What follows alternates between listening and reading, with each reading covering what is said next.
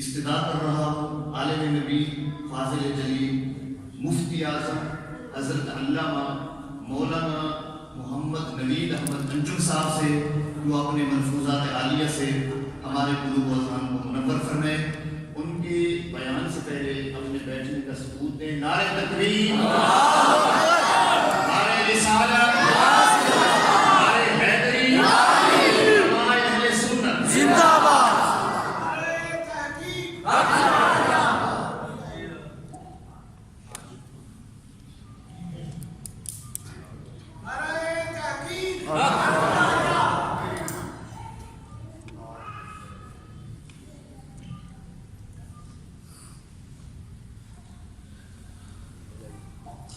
الحمد لله الذي تنزه عن الحد والعين والكيف والزمان والمكان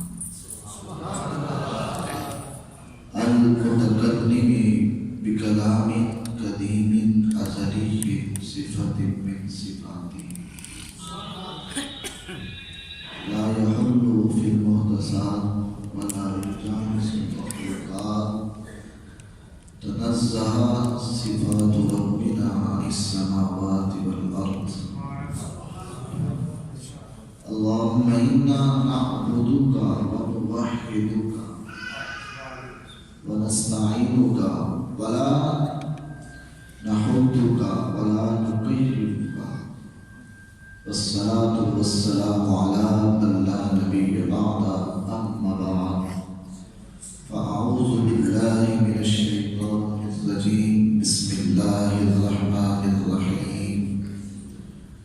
فقد قال الله تبارك وتعالى في القرآن المجيد والفرقان الحميد: ومن يطع الله والرسول فأولئك مع الذين أنعم الله. صدق الله العظيم. الصلاة والسلام عليك يا سيدنا رسول الله. الصلاة والسلام عليك يا سيدي يا حبيب الله وعلى آلك وأصحابك يا سيدي يا شفيع المذنبين. امام بصیری رحمۃ اللہ علیہ نے بارگاہ رسالت مآب صلی اللہ علیہ وسلم میں جو قصیدہ اور تشریح پڑھا تھا اس میں فیضان اور ان اشعار میں تاثیر اس قدر تھی کہ نبی کریم صلی اللہ علیہ وسلم ان اشعار کو سننے کے لیے خود تشریف لے آئے. اور میں اس سے پہلے کہ اپنی گفتگو کا آغاز کروں چند کلمات بارگاہ رسالت مآب صلی اللہ علیہ وسلم میں عرض کرنا چاہتا ہوں. حضرت امام بصیری نے لکھا، آپ نے کہا رسول اللہ صلی اللہ علیہ وسلم کی عظمت پر اور آپ کے مقام اور رفعت پر آپ نے کہا تعبدت النصارى فی نبی وحکم بما شئت مدحا فیہ وحدک. اس کا ترجمہ میں اس طرح کروں گا کہ آپ نے فرمایا تم عیسائیوں کی طرح عیسیٰ کو خدا نہ کہو جس طرح عیسائیوں نے عیسیٰ کو خدا کہا. فرمایا مصطفیٰ کو خدا نہ کہو، اس کے علاوہ جو بھی عظمت کے الفاظ ہیں بارگاہ رسالت پاک ہیں. فإن فضل رسول اللہ، خدا کی قسم مصطفیٰ کی عظمت اور مقام لیس له حد، اس کی کوئی حد ہی نہیں ہے.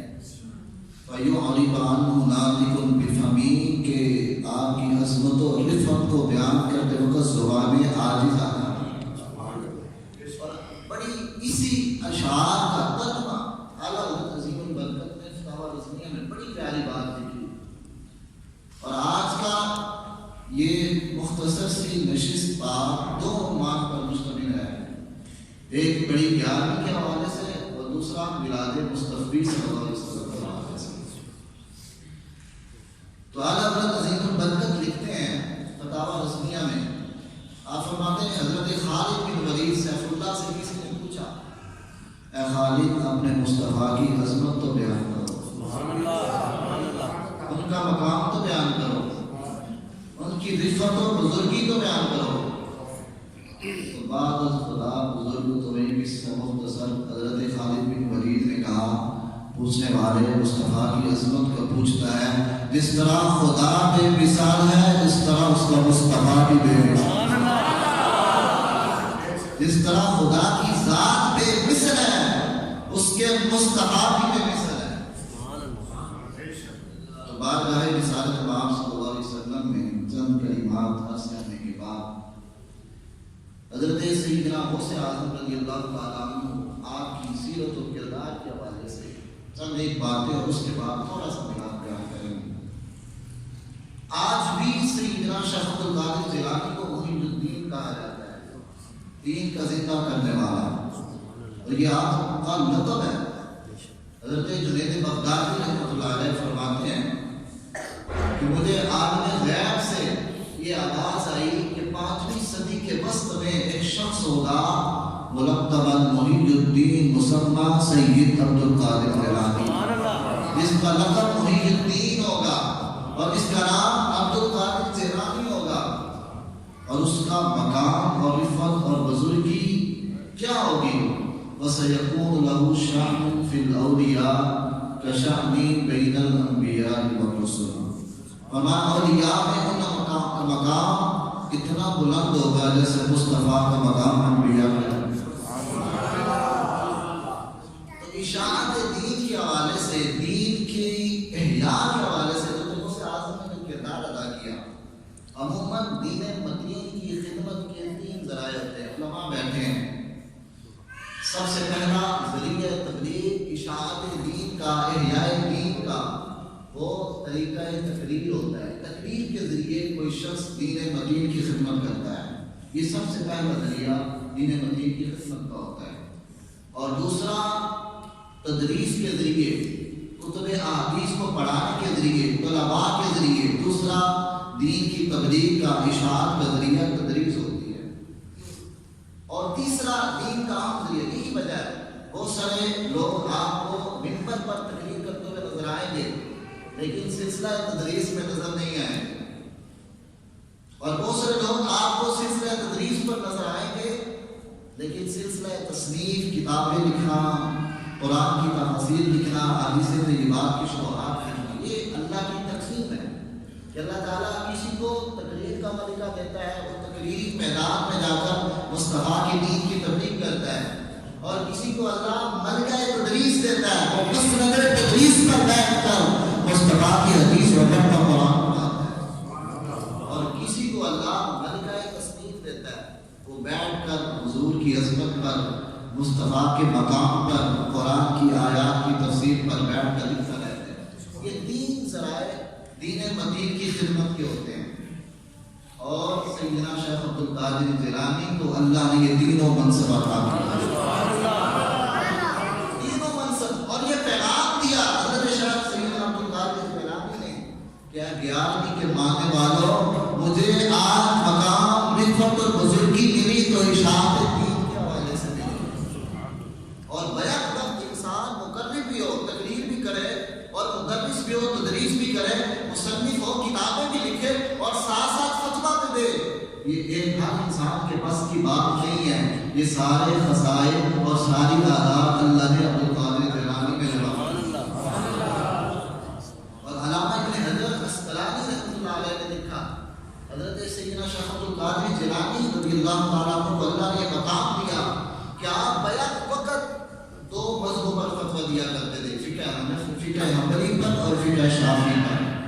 اور فرمایا دور دراز سے بغداد کے علماء اور کوفہ کے علماء آپ کی بارگاہ میں حاضر ہوتے، سوال آتے، استفتاء آتے.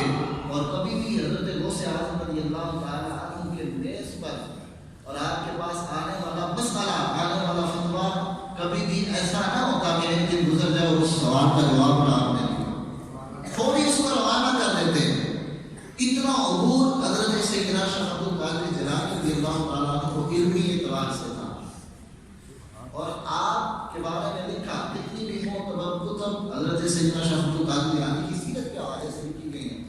ان میں لکھا گیا کہ حضرت سیدنا شیخ عبد القادر جیلانی اپنے وقت جو ہفتے کے اوقات تھے ان میں آپ 3 دن تقریر کیا کرتے تھے اور آپ باقی ہفتے کے 7 دن میں آپ تدریس کیا کرتے تھے اور روزانہ حضرت سیدنا شیخ عبد القادر جیلانی 13 سبجیکٹ پڑھایا کرتے تھے. 13 سبجیکٹ 13 فنون پڑھایا کرتے تھے.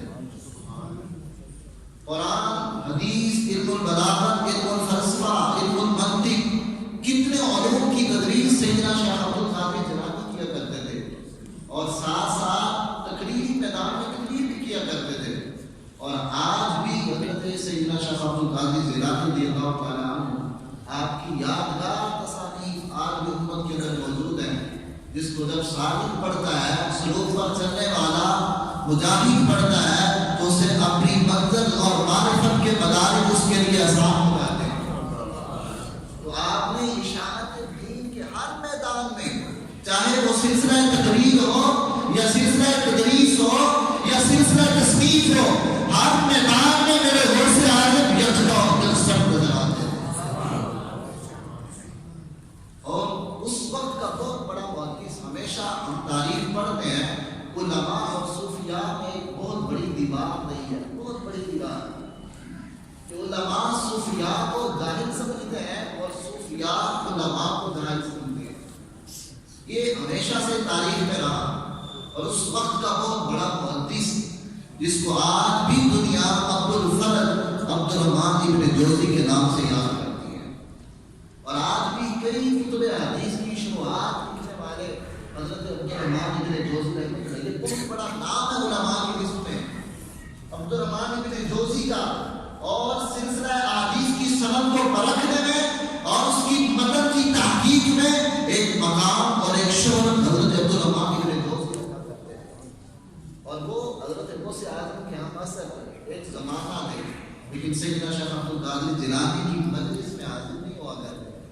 کہتے تھے وہ تو صوفی ہے، وہ تو درویش ہے، اسے کیا پتا قرآن کیا ہوتا ہے اور حدیث کیا ہوتی ہے، اسے کیا پتا کہ قرآن اور حدیث کا مقام اور اس کی عظمت کیا ہے. ایک دن چلتے چلتے عبد الرحمن ابن جوزی کو بڑی خوبصورت بات، اور اس بات کو شیخ عبد المحدث دہلوی رحمۃ اللہ علیہ نے اپنی کتاب میں لکھا اور فرمایا کہ عبد الرحمن ابن جوزی ایک دن آ گئے حضور غوث اعظم کی محفل میں، اور اس محفل کی عظمت کا عالم کیا ہوگا کہ وہاں پر 70,000 سے لے کر 1,00,000 کا مجمع غوث اعظم کی تقریر کو سننے کے لیے ہوگا. اور 400 کے قریب علماء روایت حدیث کے جاننے والے وہ بیٹھ کر حضرت غوث اعظم کی تقریر سے علمی نقطوں کو لکھا کرتے تھے. 400 علماء، 400 کے قریب علماء. عبد الرحمن ابن جوزی جب آئے اور بیٹھے، آپ نے قاری کو کہا تم قرآن کی تلاوت کرو اور اس کی آیت کو پڑھو. قاری نے قرآن کی آیت کو پڑھا اور پڑھنے کے بعد حضرت غوث اعظم نے اس کی تفسیر بیان کی. جب تفسیر بیان کی تو عبد الرحمن ابن جوزی سامنے بیٹھے ہیں، اور یہ صوفیاء کے منتقب نہیں تھے، صوفیاء کے مخلص تھے. اور ایک کتاب بھی لکھی حضرت عبد الرحمن ابن جوزی نے، اس کا نام تلبیس ابلیس صوفیاء کی مذمت پر. یہ آپ نے اس وقت لکھی تھی جب آپ صوفیاء کے منتقب نہیں تھے. اور آپ نے قرآن کی آیت کی تفسیر کی اور محدث ابن جوزی سامنے بیٹھے اور ساتھ والے نے پوچھا عبد الرحمن ابن جوزی اس آیت کی تفسیر آتی ہے؟ کہنے لگے آتی ہے، کیونکہ عالم کو سمجھتا ہے، علیم کو سمجھتا ہے. اور پھر دوسری تفسیر غوث اعظم نے کی اور عبد الرحمن ابن جوزی سے استفسار ہوا اس آیت کی تفسیر آتی ہے؟ کہنے لگے ہاں آتی ہے. اور چلتے چلتے 11 تفسیریں ایک آیت کی میرے غوث اعظم نے. اور ساتھ بیٹھے محدث نے عبد الرحمن ابن جوزی سے پوچھا جوزی تجھے اس آیت کی 11 تفسیریں آتی ہیں؟ عبد الرحمن بولے ہاں مجھے آتی ہیں. قربان جاؤ اس خطیب پر وہ بھی بے مثال تھا جسے قرآن کی اتنی آیتوں کی تفسیر پر عبد تھا. اور اس کے سامعین میں بیٹھنے والے بھی علم کے ایسے بے شمار رہنما تھے جنہیں قرآن کی اس آیت قدر آیا. 11 تفسیریں کرنے کے بعد اب غوث اعظم آگے بڑھے اور اسی آیت کی 12ویں تفسیر کی، 13ویں کی، 14ویں کی، 15ویں کی، بلکہ 22 تفسیریں ایک آیت کی حضرت سیدنا شیخ عبد القادر جیلانی نے کی. تفسیریں 22 تفسیریں ایک آیت کی عبد الغالب تنجوزی نے سنی اور انہوں نے کہا کہ واقعی اللہ نے غوث اعظم کو علم میں ایسا مقام اور قسم عطا فرمائی ہے. خدا کی قسم اس کی مجلس میں جو بھی آئے گا اس کی کیفیت اور عالم یہ ہوگا جب وہ اس علمی نقطوں کو سنے گا تو میرے بال اپنا ضرور جان کر دے گا. نعرہ تکبیر، نعرہ رسالت، نعرہ حیدری، شان اولیاء زندہ باد. حضرت غوث اعظم رضی اللہ تعالی عنہ ہر میدان میں یکتا اور یکسر تھے. اور آج ہمیں بھی چاہیے کہ سیدنا شیخ عبد القادر جیلانی رضی اللہ تعالی عنہ کی عقیدت و محبتوں کا ہم مرکز تب بن سکتے ہیں جب ہم بھی کسی ذریعے سے کسی واسطے کے ذریعے دین کی تبلیغ کا باعث بن جائیں. حضور نے فرمایا نا حدیث مشہور حدیث ہے کن عالما یا عالم ہو جا اور متعلما یا طالب علم ہو جا اور مستمعا یا علماء کو سننے والا ہو جا ان کے پاس بیٹھنے والا ہو جا اور محبا. اگر عالم نہیں بنتا طالب علم نہیں بنتا علماء کی مجلس میں بیٹھتا نہیں ہے تو کم از کم محبت کرنے والا بن جا. پانچواں نہ بننا ورنہ برباد اور ہلاک ہو جاؤ گے. تو اشاعت دین اور احیاء دین میں سیدنا شیخ عبد القادر جیلانی کا مقام اور رفعت و بزرگی. اور اس دور میں آخری بات اور اس پر مجھے بڑی باتیں یاد ہیں لیکن 9:15 بجے مجھے یہ اعلان ہوا بات کہ 9:15 بجے تک محفل کا اختتام کرنا ہے. اس دور میں ایک فتویٰ آیا. اب دیکھیں اللہ تبارک و تعالیٰ نے کتنا روح اور کتنی علمی جلالت حضرت سیدنا شیخ عبد القادر جیلانی کو عطا فرمائی. اس دور میں ایک فتویٰ آیا. شخص نے حلف اٹھایا طلاق کا. اس نے کہا میں ایسی عبادت کروں گا اس وقت میں عبادت کروں گا دنیا میں کوئی بھی عبادت کرنے والا نہ ہو جس وقت میں عبادت کروں. اگر میں ایسی عبادت نہ کروں کہ جس وقت کوئی بھی عبادت کرنے والا نہ ہو تو میری بیوی کو 3 طلاق دیا. تمام علماء کوفہ بغداد کے علماء میں یہ مسئلہ درپیش ہوا. سب عاجز آ گئے, حیران ہو گئے اس مسئلے کا کیا جواب دیا جائے. ایسا تو ہو ہی نہیں سکتا کہ یہ کوئی عبادت کرے کہ روئے زمین پر اس وقت کوئی بھی عبادت کرنے والا ہی نہ ہو. ایسا تو ہو ہی نہیں سکتا.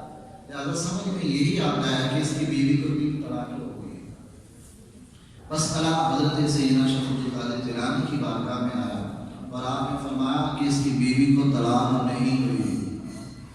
انہوں نے عرض کی حضور کیسے نہیں؟ فرمایا جاؤ اسے خانہ کعبہ میں لے جاؤ اور خانہ کعبہ کا طواف جتنے لوگ طواف کرنے والے سب کو نکال دو اور یہ اکیلا طواف کرے گی. عبادت وہ ہوگی روئے زمین پر یہ اکیلا کرنے والا ہوگا جس طرح کوئی نہیں.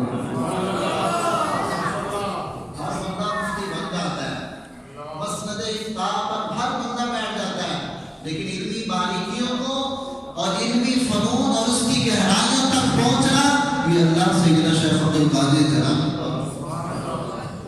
اور پھر حضرت مجدد ثانی رحمۃ اللہ علیہ نے جن الفاظ میں حضرت شیخ عبد القادر جیلانی رضی اللہ تعالیٰ کی بارگاہ میں اپنی محبتوں کا نذرانہ پیش کیا. حضرت شاہ نقشبند جب حضور کی مدار پر حاضر ہوئے. شاہ نقشبند بھی بڑا نام ہے, آج بھی پوری دنیا میں آپ کو نقشبندی نظر آتے ہیں. نقشبندی, چشتی, قادری, سہروردی یہ سارے حضور کے باغ کے پھول ہیں. حضرت غوث اعظم کی مزار پر شاہ نقشبند حاضر ہوئے اور حاضر ہونے کے بعد آپ نے مراقبہ کیا. یہ صوفیاء کی اس طرح آج بھی صوفیاء مراقبہ کرتے ہیں. مراقبے کا مطلب ہوتا ہے اس قدر سکون اور اطمینان کے ساتھ بیٹھ جانا, اپنے رب کی طرف سے آنے والے فیضان کا انتظار کرنا. اس کو صوفیاء کی اصطلاح میں مراقبہ کرتے ہیں. حضرت شاہ نقشبند اس مزار پر بیٹھے سیدنا شیخ عبد القادر جیلانی اور عرض گزار ہوئے. مایا اے دستگیر عالم دست مراد حکیم, اے جہاں کے دستگیر شاہ نقشبند کا بھی ہاتھ پکڑتے ہیں اور وہ بھی ولی تھے, ان کا بھی مقام تھا. اور دست مراد حکیم یہ دو یہ دستگیر ہے. وہ سے آزم ہاتھ اس طرح پکڑے کہ پوری کائنات مجھے بھی دستگیر بنا دے.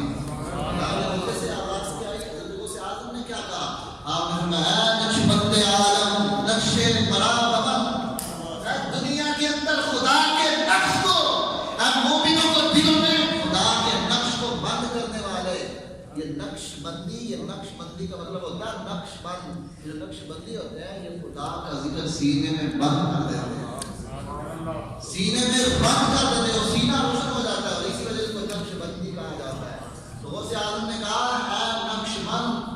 میرے جسم پر ایسا نقش بند کر دے کہ آنے والی دنیا رہتے ہوئے تجھے شاہد نقش بند کے نام سے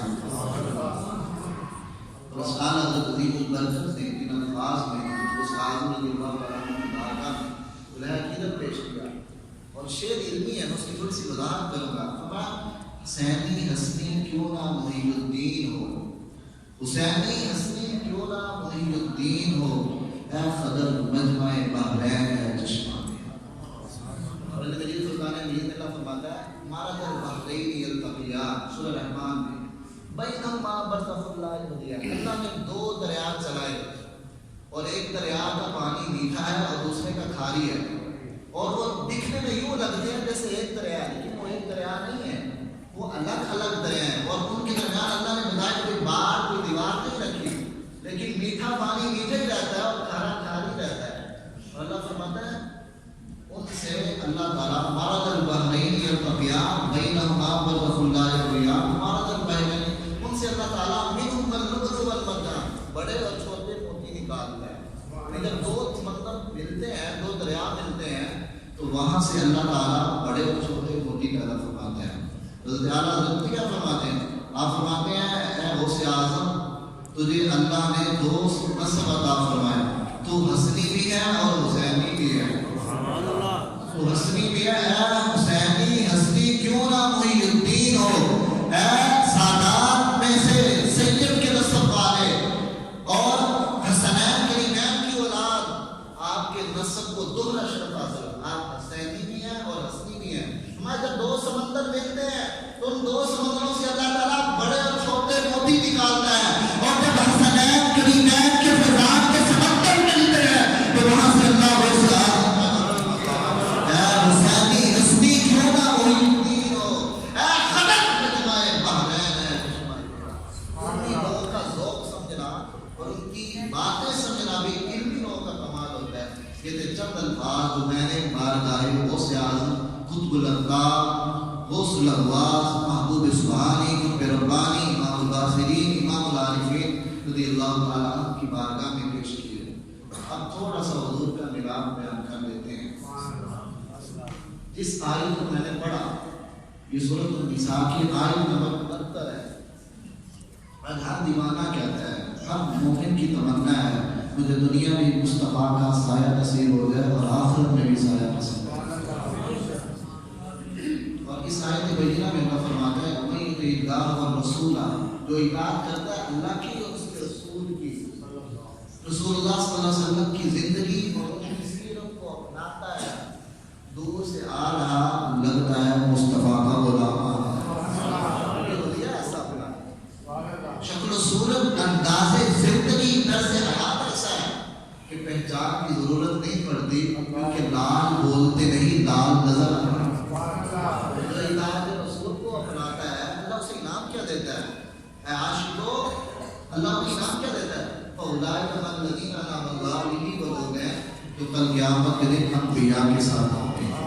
میں اس سے پہلے کہ اس آیت کی پوری تفسیر کروں، اس کے پورے ترجمے کی طرف جاؤں، اس کا شان نزول جو تفسیر بدری میں تفسیر کبیر میں حضرت معراج سیدہ عائشہ صدیقہ رضی اللہ تعالیٰ عنہ اس روایت کے راوی ہیں. آپ فرماتی ہیں جاء رجل الی رسول اللہ، ایک شخص حضور کی بارگاہ میں حاضر ہوتا ہے اور عرض کرتا ہے یا رسول اللہ انک لاحب الی من نفسی، یا رسول اللہ آپ مجھے میری جان سے زیادہ پیارے ہیں. انک لاحب الی من اہلی، یا رسول اللہ مجھے آپ میرے اہل اولاد سے زیادہ محبوب تر ہیں. انک لاحب الی من ولدی، یا رسول اللہ مجھے آپ میری اولاد سے زیادہ پیارے ہیں.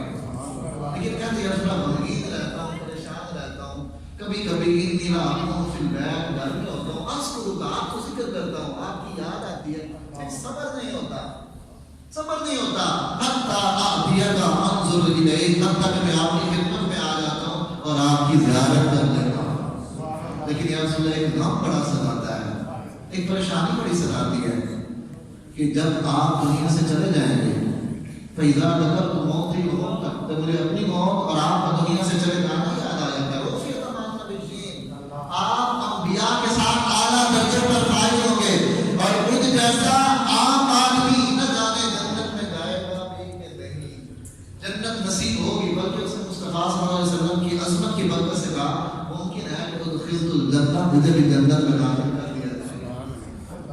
لیکن یا رسول اللہ اس بات کا غم لاحق رہتا ہے کہ جنت میں آپ انبیاء کے ساتھ ہوں گے اور میں نہ جانے کہاں ہوں گا, اور وہاں پر زیارت مصطفیٰ نصیب نہیں ہوگی, وہاں پر مصطفیٰ کا چہرہ انور نصیب نہیں ہوگا.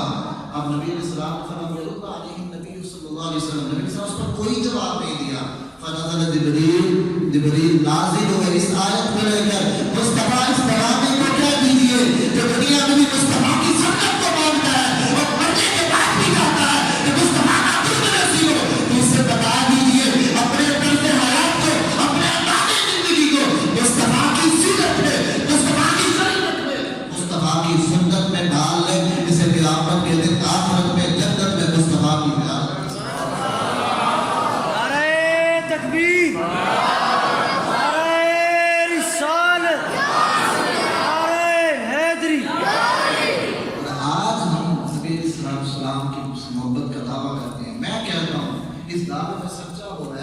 اس کا قول اور عمل میں مصطفیٰ کی محبت کی خوشبو نظر آئے, رسول اللہ صلی اللہ علیہ وسلم کی سیرت کی خوشبو نظر آئے.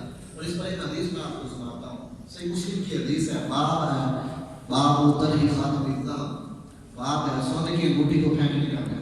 وقت بھی میرا ختم ہو چکا ہے, لیکن میں انتہائی معذرت کے ساتھ چند ایک منٹ آپ سے لینا چاہتا ہوں. اے امتی, حضور کے ماننے والے, تجھے حضور کی سیرت میں آنا پڑے گا, اپنے قول فعل عمل کو مصطفیٰ کی شریعت کے مطابق ڈالنا پڑے گا, پھر تجھے صحیح معنوں میں امتی کہیں گے. اور اس پر ایک مجھے بات یاد ہے, ایک سکھ بارڈر سے کھلوتا سی, ایک مسلمان کھلوتا سی. اس سکھ انہیں پگڑی پائی ہے, انہیں داڑھی رکھی ہے, انہیں لباس پایا ہے. مسلمان سوال کرنے لگا, آنے یار وہ میں سکھ ہوں تو میری سیرت ہے, میں سارا نظر آتا کہ تو تم مسلمان ہے, پتہ ہی نہیں لگتا تو مسلمان ہے. کہتا یار سادہ جڑا گرو ہے وہ اٹھ کے ٹاپی تو دیتے نہیں گیا, تے اسی اپنے گرو کا کوئی طریقہ نہیں چھڑ دے. اور میں تعجب ہے تیرے تے تیرا نبی تے عرش معلا پہ گیا تے تیری زندگی اور تیری سیرت میں مصطفیٰ کی شریعت نظر کیوں نہیں آتی, تیری عمل سے مصطفیٰ کی محبت کی خوشبو کیوں نہ آتی. تو ایک جا عالمی رسول اللہ علیہ السلام کی بات میں شخص آیا اور آپ خاتمہ میں ذہن فی ید رجل, حضور نے اس کے ہاتھ میں سونے کی انگوٹھی دیکھی اور مصطفیٰ کو غصہ آیا. سیدہ شریفہ فرماتی نبی علیہ السلام کی ذات کے بارے میں جب کوئی بات کرتا تو حضور کو غصہ نہ آتا, لیکن خدا کی قسم جب کوئی دین کو چیلنج کرتا, جب مصطفیٰ کی شریعت کو چیلنج کرتا, تو میرے مصطفیٰ کے رخ انور پر اتنا غصہ اور جلال ہوتا کہ ہم حیران رہ جاتے. اے امتی, تیرے دل میں بھی مصطفیٰ کی شریعت کا اتنا پیار ہونا چاہیے کہ تجھے بھی کبھی نبی کی سنت کے در پر غیرت آ سکے. تو آپ نے جب انگوٹھی دیکھی سونے کی, تو آپ نے کہا ایام اللہ کو الہ جبرا من اللہ, کیا تم میں سے کوئی چاہتا ہے کہ قیامت کے دن اسے آگ کا شعلہ پہنایا جائے, آگ کا شعلہ پہنایا جائے. فنزلہ وقرأ, رسول اللہ نے اس انگوٹھی کو پکڑا اور پھینک دیا, وہ دور جا گئی. فقیر الرجل بعد ما ذهب رسول اللہ صلی اللہ علیہ وسلم, اس وقت سے کہا گیا جب رسول اللہ سے مجلس سے اٹھ گئے, آج مجھے بھی اس ایمان کی ضرورت ہے, تیرے در سے جو یار پھرتے ہیں در بدر خار پھرتے ہیں. قرآن مجید فرقان حمید کی آیت ہے سورہ نور کی ہے. اللہ فرماتا ہے تم اپنے نبی کی سنت سے روبرداری کرتے ہو تو اللہ تعالیٰ تمہیں آزمائش میں مبتلا کرتا ہے. ان تصیبکم فتنہ, تمہیں فتنہ سے مبتلا ہے, آزمائش.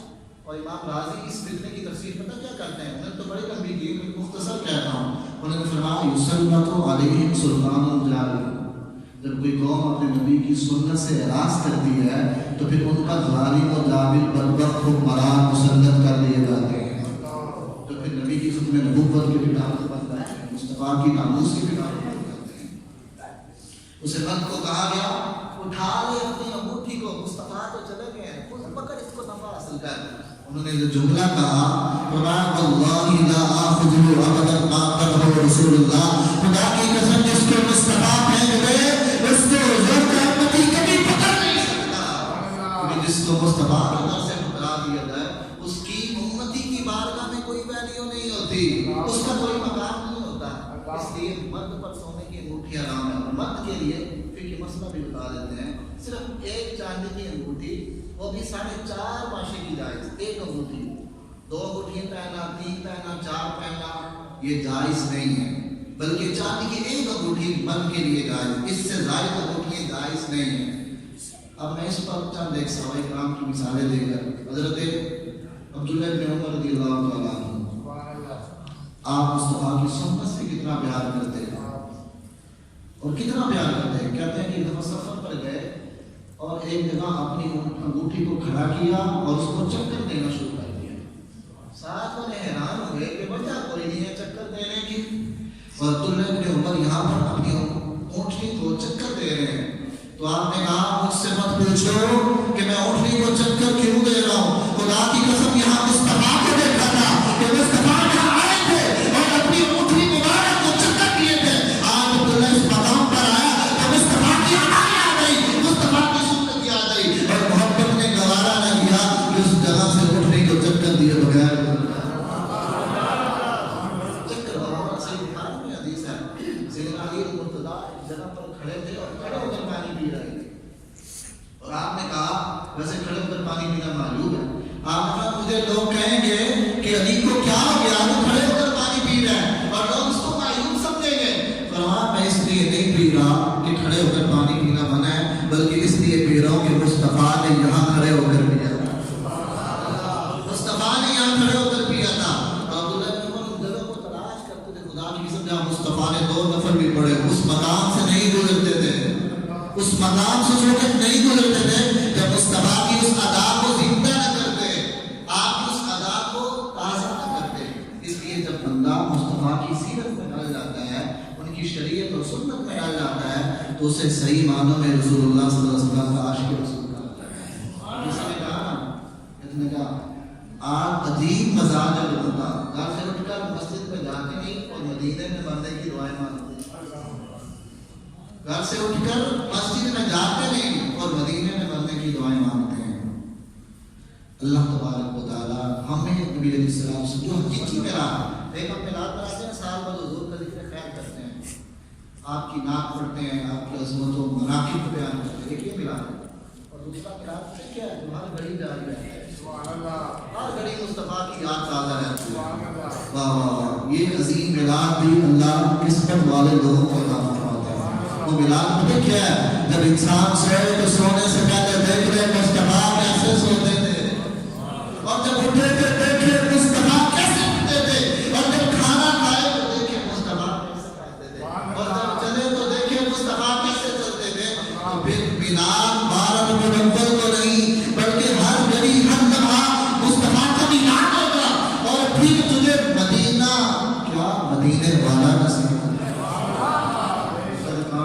فی رسول اللہ اسوۃ حسنہ، تمہارے لیے محبوب کی زندگی آئے ہے بھائی، مقتدا ہے، پیشوا ہے، کہاں حضور کو چھوڑ کر در بدر مارے پھر رہے ہو۔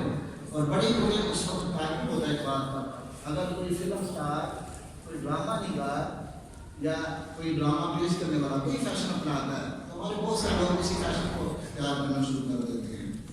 اور قربان جب میرے نبی کی عظمت اور سنت، آپ کی سنت سے بڑھ کر بڑا فیشن کون ہو سکتا ہے؟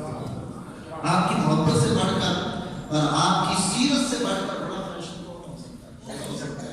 تو حضرت غوث اعظم رضی اللہ تعالیٰ عنہ کو بھی محی الدین کہا گیا، کس لیے کہا گیا کہ اشاعت دین میں کردار ادا کیا۔